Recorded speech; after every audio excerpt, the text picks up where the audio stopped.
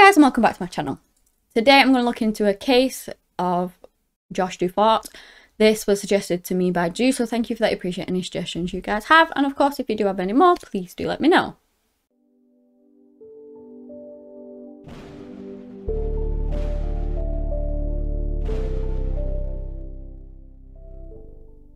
Josh Dufort was born on the 15th of July in 1987, and he was just a really nice guy. He was actually from Dansville in Michigan, and he had dreams of becoming an actor. He was very social. He would be the kind of person who was described as lighting up the room when he walked into it. He decided that he was going to move to Las Vegas, and so he did. He went for it. Now, this is where he met his partner, Shannon, she was called. They met inside of this bakery, and they just completely fell in love straight away. Love at first sight. They began dating, and it just went from there. They ended up moving in together. However, they did sort of not necessarily struggle with money, but money for them was quite tight, it was said. But they were happy, they were in love, and they were just totally enjoying each other's company. And so I can't actually speak. And so things were going really well for Josh. He had Shannon, who he absolutely loved. He had his dreams of becoming an actor. And this is when, around about the time, he found this new interest that he absolutely ended up loving doing, which was boxing. Whilst doing this, he met a new friend too, who was called Don. His full name was Don Juan Futrell, something like that. Apologies if I've said that wrong, totally probably have.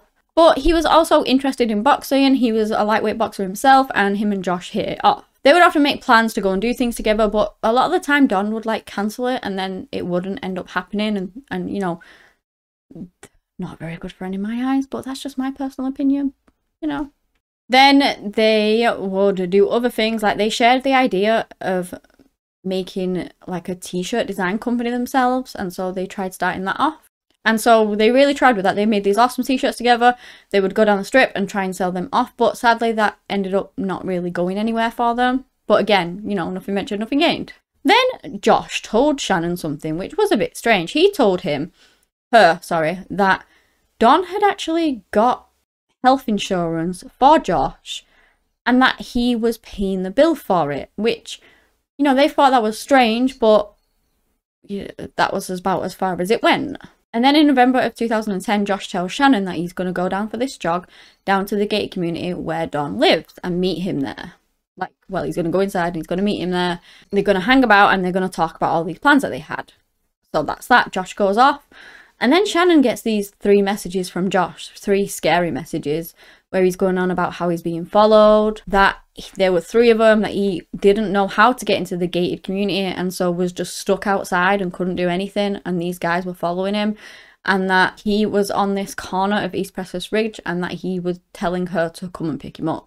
Now, I don't know whether she went down. I assume she did, because you get a scary message off your boyfriend that you're being followed, you know, you're gonna go down, you're gonna go and try and get them. But I'm guessing that if you did, he wasn't there, because then sadly the next day Josh's body was found by a jogger. He was found at the side of the road. He had been beaten and strangled to death. So of course he was being followed by these guys, and then suddenly he has lost his life. They're thinking that, you know, who were these people, and were they the ones that were going to be like the prime suspects kind of thing. So the police launched a full investigation into Josh's murder. And then it came out that everyone around him was very shocked to find out that Josh actually had 2 life insurance policies.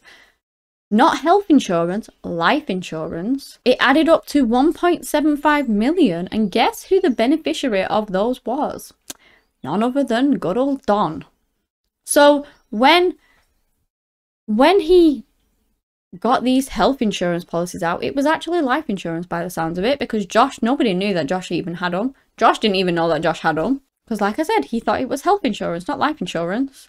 And he's not going to make his beneficiary Don, who he's, you know, okay, he's a friend, but he always messes up and doesn't even stick to the dates that they've arranged and things like that.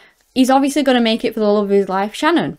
So it's so strange, guys, really, really strange. So of course they did a search on Don's home, and this is where they came across the life insurance paperwork, and that Don had actually tried to apply to receive that insurance after Josh was deceased. Both of those, of course, were denied, and then Don was taken to federal court or something like that, and this is where it came out that Don and Josh were listed as partners, domestic partners. which of course was not the case. He was also claiming that Josh had made $180,000 from the t-shirt sales, which was practically impossible unless it totally flew, which it didn't. It flopped. And so everyone around him was really confused and totally like in awe of this, because it just didn't happen and couldn't have happened. They didn't even end up setting up this business in the end, so how are they going to make all of that money off of it? The police also looked into the life insurance policy, and apparently on the phone call, the person that made the phone call was not Josh. And Don claimed that it sounded like his brother. I don't know. Very strange.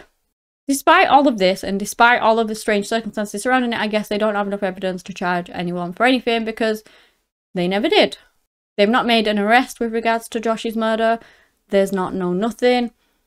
I mean, I could tell you my personal opinion, which is that why on earth did Don have life insurance policies out on him, made out to him, and then Josh ends up deceased when he's trying to get to him on a day like what they've planned for him to go down there, and then he doesn't even let him in, and then next thing is he's dead. I mean, come on. Just my opinion though. Obviously, I would never accuse anyone of anything. It is so strange, this case, and obviously it is still unsolved, so I really hope that one day somebody comes forward with some information, because it is just heartbreaking that Josh lost his life just so young, with such potential, and nobody's been charged for it or anything. They have no idea who did it, which is really frustrating for everyone around him, all his family. So I truly hope that one day it is solved. If anybody knows anything out there, please do come forward and tell the authorities. Any little information could be important. But yeah, that is the end of the case. If you guys have enjoyed this video, give me a big thumbs up, subscribe to the channel for similar content. And that is all I have today on the case of Josh Dufort. Thank you so much for watching, and until next time, bye!